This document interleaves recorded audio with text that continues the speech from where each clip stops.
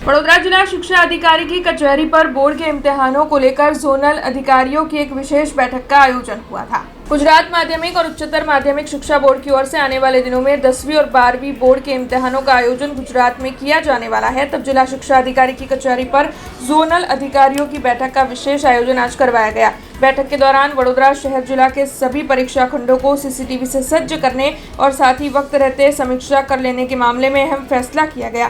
तब आपको बता दें कि 26 तारीख से शुरू होने वाली 10वीं बोर्ड के इम्तिहान के लिए वडोदरा शहर जिले में से 44,581 छात्र दर्ज किए गए हैं, जबकि 12वीं साइंस के इम्तिहानों के लिए 7,214 और 12वीं कॉमर्स के बोर्ड के इम्तिहानों के लिए 20,873 कुल मिलाकर 72,998 छात्र जो है वो बोर्ड के इम्तिहानों के लिए दर्ज किए गए हैं। तब शांतिपूर्ण माहौल में बोर्ड के इम्तिहान पूर्ण हो सके, किसी भी तरीके की गैर नीति का किस्सा दर्ज ना हो और साथ ही अन्य तरीकों का खास ख्याल भी छात्रों के लिए रखा जाए, ऐसी कोशिशें की जा रही है, जिसके मद्देनजर बैठकों का दौर शुरू हो चुका है। तब आपको बता दें कि इन इम्तिहानों के सुचारू संचालन के लिए वडोदरा जिला में वाहन व्यवहार प्रशासन, MGVCL, BSNL के अलावा आरोग्य विभाग को भी जानकारियां दे दी गई है, जिससे कि कोई भी अघटित घटना ना घटे और साथ ही अगर कोई भी ऐसी घटना घटती हुई नजर आए तो छात्रों को तुरंत ही व्यवस्थाएं मुहैया करवाई जा सके। तब इस बारे में ज्यादा जानकारी जिला शिक्षा अधिकारी महेश पांडे की ओर से दी गई है। वैसे इसके साथ साथ आपको ये भी बता दें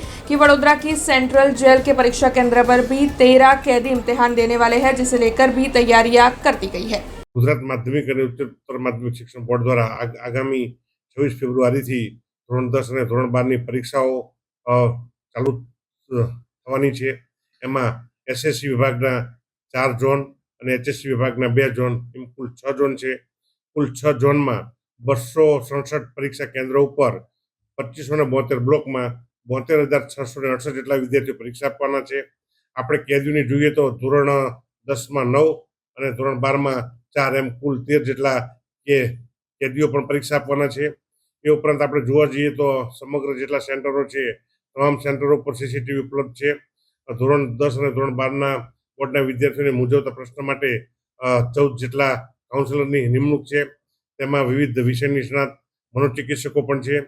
એ ઉપરાંત વડોદરા જિલ્લામાં વાહન વ્યવહાર વિભાગ, MGVCL, BSNL, આરોગ્ય વિભાગ સાથે પણ પરીક્ષાની વ્યવસ્થાને જાળવણી અંગેનો વ્યવસ્થા મીટિંગ થઈ ગયેલ છે। એ ઉપરાંત વડોદરા DO ઓફિસમાં 25/2 થી 18/3 સુધી કંટ્રોલ રૂમ કાર્યરત છે।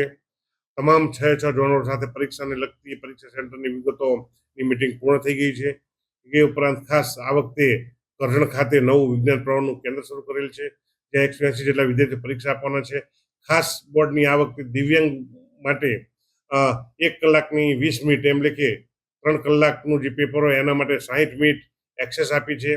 એ ઉપરાંત જે લૈયાઓ છે તો લૈયાઓને કચેરી નહીં બોલાવતા અમારા અધિકારી જે સ્કૂલમાં ભણે છે ત્યાં સ્કૂલમાં જઈને એમને દિવ્યાંગતાનું પ્રમાણપત્ર આપીને એમને રિસીપ તેને ત્યાં સાઇન કરશે। हमसे जुड़े रहने के लिए हमारे YouTube चैनल को सब्सक्राइब करें और नई वीडियो की नोटिफिकेशन के लिए बेल आइकॉन को दबाएं।